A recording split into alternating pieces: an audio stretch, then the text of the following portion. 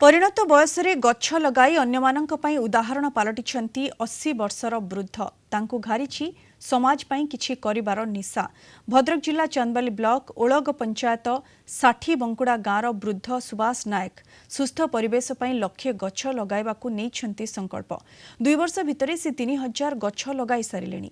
खाली जे गछ लगाइछंती ता नुहे, गछ नष्ट न हेबाकु निज संचित टंका खर्च करी तार जाली बुलाइबा सह प्रत्येक दिन गछरे पानी देउछंती। बैतरणी नदीर कयागोला सेतुर उभय पाख सह बोडक रास्तारे से गछ लगाइछंती।